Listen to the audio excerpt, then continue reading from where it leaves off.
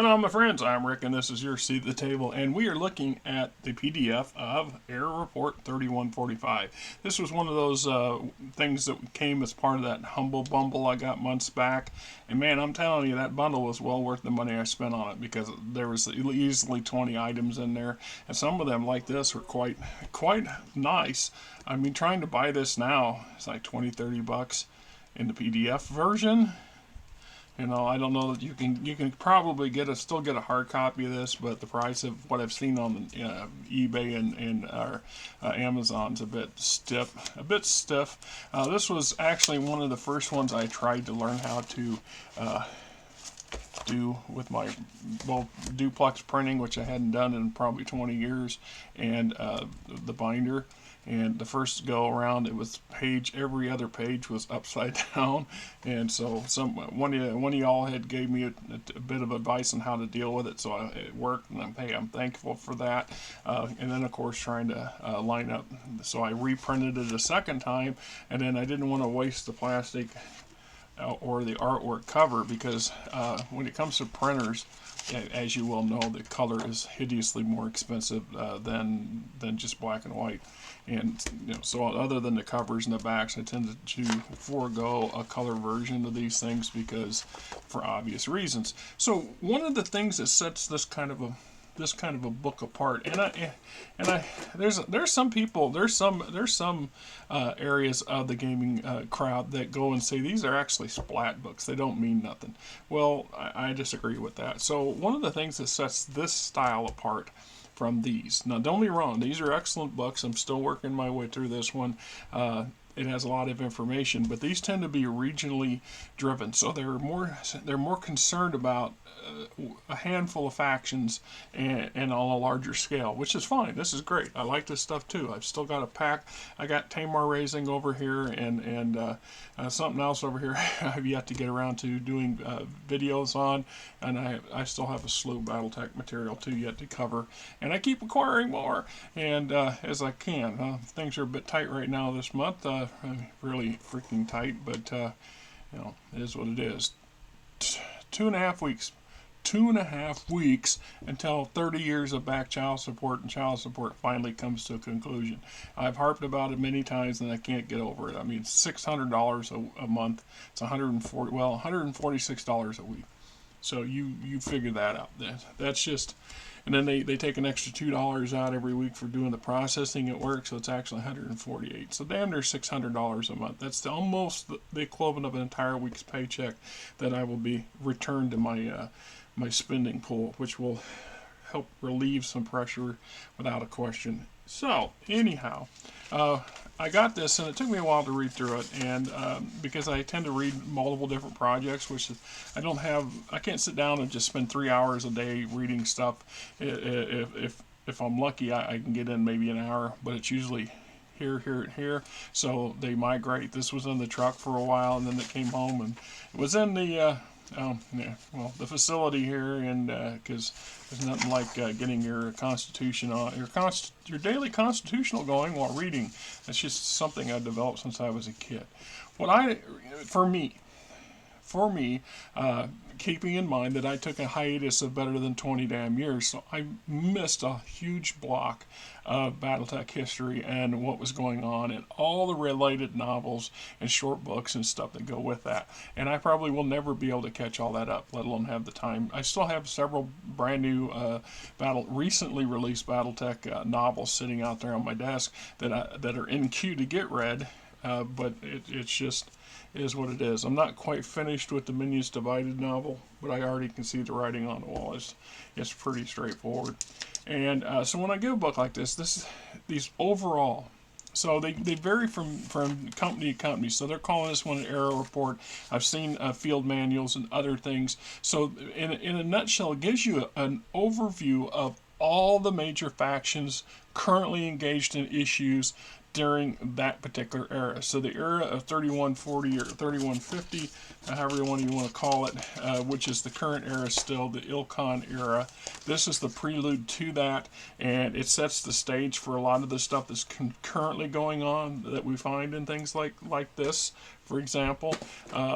And to be able to not just see a portion of the big picture, but to actually see chapters of the entire thing, it matters, and it gives me a little bit more insight into what's going on, why Dao Xinlao is who he is, and how the Liao or the Confederation is on the currently on top, how the Republic's fallen apart. Still, there's still a lot of guesswork and missing portions within that. It really gives us an idea. You look at the map, gives you an awesome idea of just how convoluted and messed up everything is. And it doesn't help that we have a couple clans that keep hopping around. We have some that apparently have settled in and are now having identity crisis issues because of the Ilkan being established. It's just what it is. So this whole book was quite useful and giving me a little bit more wider range of understanding what's currently going on in our current era. And this would have been probably come out a couple years back before I started renewing my interest in BattleTech. And then more importantly, not just to the factions, because the factions, who runs the factions generally doesn't change the factions themselves. So the Hell's Horses have had some, modification from the earliest releases, but not many. So it's the same thing. It's the stories. They'll probably have all the clans that have really seen the largest metamorphosis. It's Clan Sea Fox or Clan Diamond Shark, and that's just my personal opinion because of just how adaptive they have proven themselves to be to operating in both areas of clan and intersphere circles. So, which is not to be underestimated by any means. And then of course we have a little bit more information on my favorite topic, mercenaries, and certain larger mercenary groups, how they're handling things, how they're dealing with stuff, Comstar, and how it's on its last ropes, if not all but finished off. Then the next major section that really works well for me was the section on major personas, because there's so many key names that get thrown around by people who are much more steeped in the current lore than I am, that I'm lost. I'm left scrambling for my Google to see just who these people are and to get more information on them, because I haven't followed all their rise and their chicanery and triumphs and failures and things like that via all the novels that I have missed reading. It is just the way it is. But it gives us a better visual picture in my mind of who we're dealing with, and then the bios that come with them. It's really a useful tool for myself, and I imagine anybody who's new to the game, if they can acquire something like this, can easily get an idea of catching up to where the current flow of the system is. Of course, we get into the back, and this is there's some odds and ends, and every year it doesn't matter what game company's in control, they're always trying to introduce new stuff, new swag. So if there was ever splat material, this is where we're getting into it, because they've covered the bulk of the basic weapon systems and electronics and machinery that we're used to having in the BattleTech universe. So to come up with something, here we got ballistic reinforced armor, heat dissipating armor, tight stream EMP cannons, radical heat sinks. So they're really stretching themselves to come up with new things. And then some of them, of course, are total flops, the quad Bs, which I'm not sure what the primary mindset was behind the creators and the Catalyst people who come up with that concept, but hey. And then we talk about how warships have wanned again and how they've become very diminished. They're a hideously expensive resource. They take a lot of material, a lot of money, a lot of man hours to keep operating and to construct new ones. You can construct hundreds and hundreds of battle mechs for a tenth of the cost of one cruiser, let alone the material demands, and in a much more frequent basis. So within that same 2-year window it takes to build your cruiser, one cruiser, you could have built 2 regiments worth of mechs or more. and fielded them and paid and supported them for a long period of time. So it's kind of a, that's where you have to see that. So it then brings us into some possible evolutions and new things, a little bit of stuff. The Mystics, the clan Nova Cat. I've always been fond of the Nova Cats. I wish there was more, like a lot of the clans. There's so many interesting rabbit holes that we've never explored, in part because just the sheer amount of clans there are. It precludes any of the publishers to come out with any detailed source book material and storylines specifically for each one, which is kind of, it's sad, but it is what it is. Once again, there's probably, I know for a fact, there's a whole lot of material out there I have yet to read or have yet seen, and every few weeks somebody on the channel is tuning me into yet another item. I have another one that's sitting on my wish list board for Catalyst. It's somebody just recently mentioned it to me. It's got to do with the Jihad, and I'd have to go look up exactly what the damn name of it is. It's $10. The PDF is $9.95 or something like that. Frankly, I don't have $10 right now. I mean, we paid our bills and bought groceries yesterday. Gas is in the car, but I have $2 in my wallet, and even then we had to tap the wife's credit card to get cat food because there just wasn't enough out of my check, because I had a 37-hour week last week. So this week I'm looking at 38, so the check's going to be about the same next week, and then the 2 weeks following that I'll be hitting 50 hours on average, which is the only place I make real money. And then by that time my child support should also be concluded. If I had that, I know I harp on it. It's affected my life so damn much, and it affects the people who have to pay that child support as much and in as many unforeseen ways as it does the people who are receiving the money. Keeping in mind, when you talk about something like back support, my youngest boy is now 30 something. So I have been trying to pay this crap off since fucking 90s, excuse my French. And because of other issues and other things and other confusions in my life, that's caused some problems. And so the last 7 years, 8 years, it's been nothing but back support that I'm trying to pay off, and we're finally getting to that conclusion. It was pretty effing bad. Anyway, so it just affects your whole lifestyle, your whole situation, and I've heard that story. Well, if you didn't want those, you should have put yourself in that spot. Hey, you get married and then your wife gets pregnant, and then you get a divorce, and she doesn't tell you about it. Didn't you come talk to me? And 10 goddamn years go by before I even know I have a kid. Meanwhile, 10 years worth of support gets piled up, and then suddenly they're knocking on your door saying, hey, where's their money? And that's the state, mind you. That's just how it functions in the state of Iowa, and it's bullshit.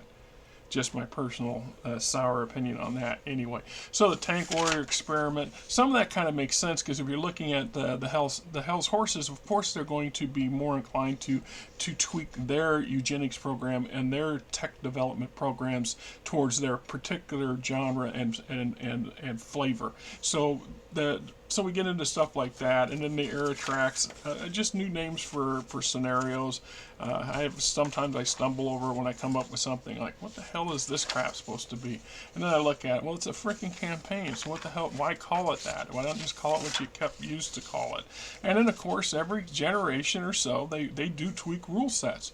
One of the things that have been pretty consistent about BattleTech in general is the tabletop combat system, and the MechWarrior role-playing game system, for the most part, is consistent.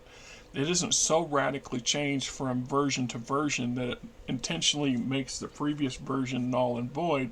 What makes more problem is, no offense, some of us really enjoy new rule sets and learning new stuff, and some of us are happy with the system that works, and we're enjoying it. We know how it works. It comes second nature, and then you have to suddenly go back to school to relearn an entire new set of. I can do that crap at work. I don't need to do that crap in the game system, and that's one of the things that have tuned me out as I've gotten older into buying brand new systems. I mean, I tend to keep trying to keep up with the ones I have when I can get them, because I've already got them. But to go and get a whole brand new system, that's why I never got into Pathfinder when it first came out. For me, I looked at Pathfinder, and yes, there's some distinct differences in how the rules operate, and there's definitely distinct in its sandbox. It's the world that it's set in is distinctly different from from Dungeons and Dragons. But as I said, it's still in the same genre. It's the same reason why when I go and look at my videos for Middle Earth role-playing game system, I say over and over again that it was just easier for me and my players to just use the Dungeons and Dragons systems that we were quite familiar with than to try to get them all to struggle with a brand new system that's kind of archaic and outdated anyway. So we tended to ignore the Rolemaster based rule system that was set up for that particular game and just use the game settings and the mechanics from D&D, which is easier. And sometimes easier is a better way, in my opinion. Anyway, so we get into some other things like that. We talk about skill advancements and abilities and stuff for your characters and your pilots, mission campaigns. We also get, of course, in everything. We're going to have a little bit of updates and technical stuff and things like this in the back. And there's some good things, some good interesting options. Some of the stuff is just great if you're just looking for something for a one-off afternoon. You got a couple buddies come over. It's you and a friend, you and your kid, you and the dog, whatever works for you. You can say, oh, well, we'll just reenact this particular scenario. And that's kind of the value of those things. And so we talk about clan wolf incursion and taking a Typhonov, etc., etc. Lots of knick-knack stuff in the back here. So once again, I mean, there is a lot. Here's a section on how to play with the various factions and their affiliations and things like this, which is not a bad little addition to it.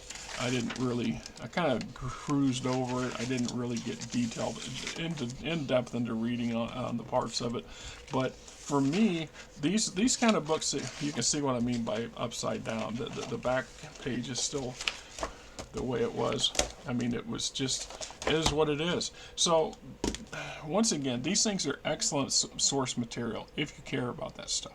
I mean, I know a lot of players who just come to the table to work game. They don't give a about any of the factions or any of the backstories or anything other than a cursory explanation as to why my machines are red or something like that.